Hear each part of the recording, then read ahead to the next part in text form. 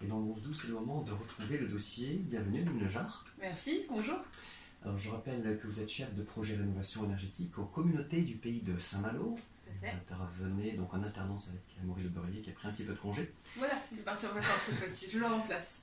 Aujourd'hui, vous allez parler d'un air sain, ventilation air frais. Oui, tout à fait.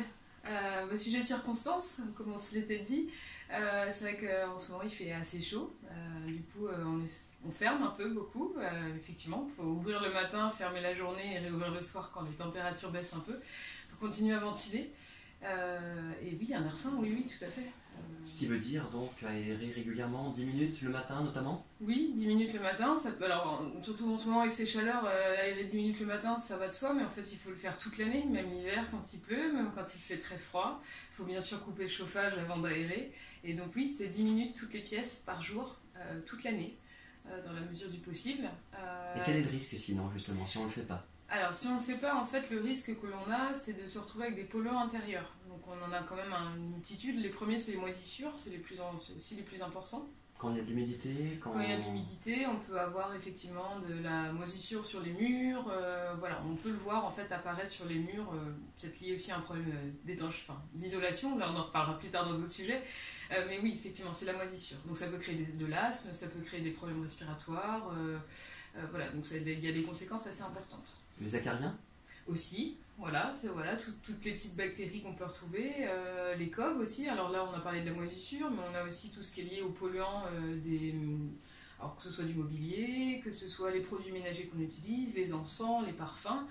Donc dans la mesure du possible, essayer d'utiliser des choses les plus écologiques possibles. On parle souvent du vinaigre blanc, du savon noir, plutôt que les produits que l'on vend dans le commerce, malheureusement. Mais en tout cas, pour une bonne qualité de l'air intérieur, c'est important. Nettoyer à l'eau chaude. Nettoyer à l'eau chaude, voilà, effectivement, eau chaude, savon noir ou vinaigre blanc, ça lave à peu près une bonne partie des choses avec le bicarbonate, par exemple. Alors, on parlait des bougies à l'instant ou des huiles essentielles, il faut faire attention parce que déjà, ce que ça dégage. Oui. Et puis, la nécessité après d'aérer à nouveau, du coup. Oui, voilà, c'est ça. C'est-à-dire qu'en fait, on va utiliser des parfums ou des produits, mais comme ils ont effectivement des éléments un peu toxiques pour notre santé, il faut finalement aérer à côté. Même chose quand on pratique des travaux.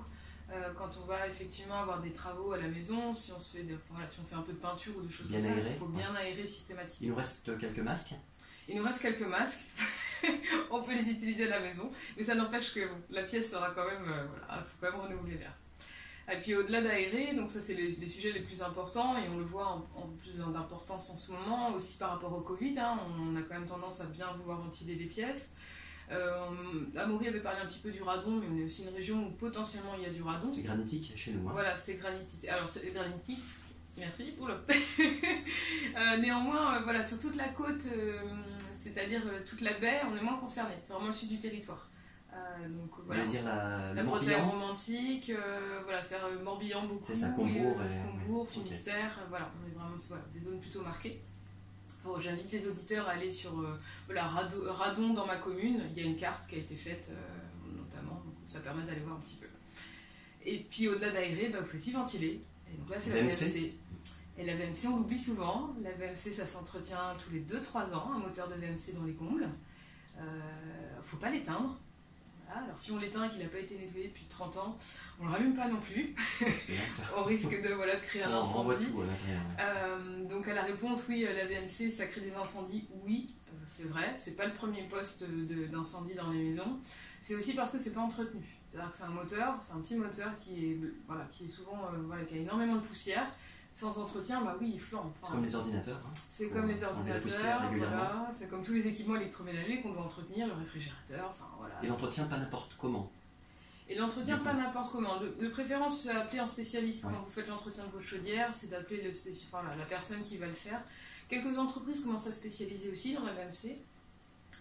Donc plutôt un spécialiste. Après, une fois que vous l'avez, à vérifier aussi si l'assurance impose une obligation de passer par un artisan ou pas.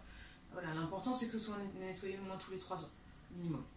Et alors il y a différents systèmes oui. Avec différents coûts, des avantages? Oui, il y a différents systèmes. Alors, le plus connu, c'est ce qu'on appelle la simple flux. On a des grilles d'entrée d'air dans les pièces à vivre, sur les fenêtres ou les coffres de volets, et on a de l'extraction dans les pièces humides, cuisine, WC, salle de bain. Donc le principe d'une ventilation mécanique contrôlée, elle est systématiquement la même. Entrée d'air dans les pièces à vivre, extraction dans les pièces humides, quel que soit son modèle. Ensuite, la plus connue en termes de performance, c'est la double flux. Donc la double flux, à l'inverse des entrées d'air qui sont directement, finalement l'entrée d'air, c'est une entrée d'air sur l'extérieur, donc on a une entrée d'air froid. La double flux va récupérer en fait les chaleurs de celle extrait et donc va échanger avec celle d'entrant. S'il fait chaud à l'extérieur? S'il fait chaud, on a ce qu'on appelle un bypass.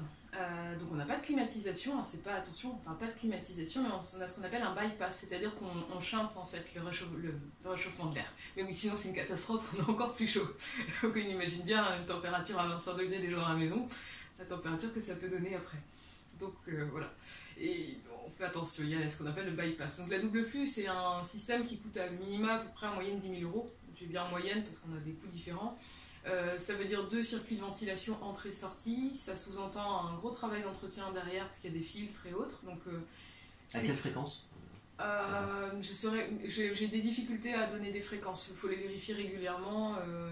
Alors tout dépend aussi de l'activité que l'on a. Si on a fait des travaux, la poussière sera un peu plus importante. Enfin, voilà, on a des petites choses comme ça. Donc on doit avoir accès à la double flux. Donc il faut que ce soit dans un volume chauffé de préférence pour y avoir accès. Aussi pour augmenter son rendement. Voilà, c'est quand même un sujet, quand on met une double flux, c'est qu'on a fait tout le travail d'isolation et qu'on a anticipé le passage des gaines. Sinon, une bonne simple flux bien installée, c'est déjà beaucoup, parce que malheureusement, elles sont bien souvent mises de côté, alors qu'elles sont extrêmement essentielles. Et hydro-réglables? Et hygro-réglable, oui, ce qu'on appelle le module hygro-réglable. Dans les deux cas de figure, ça existe. La VMC simple flux hygro-réglable, ce qu'on appelle de type B, notamment, les plus connus.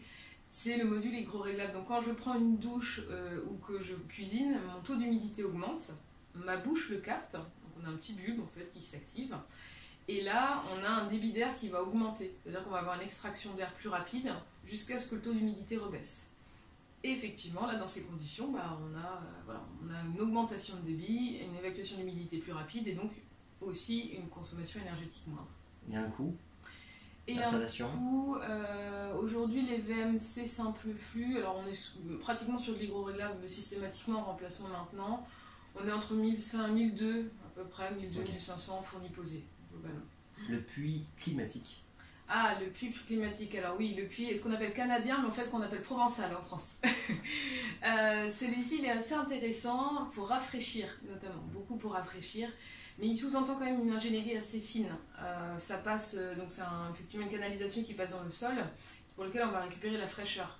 Là, ça demande quand même une ingénierie parce qu'on a des pentes à respecter. On a aussi tout un système hygiénique à respecter parce qu'on a quand même un tube qui traverse dans le sol. Donc on a des filtres assez importants à mettre en œuvre.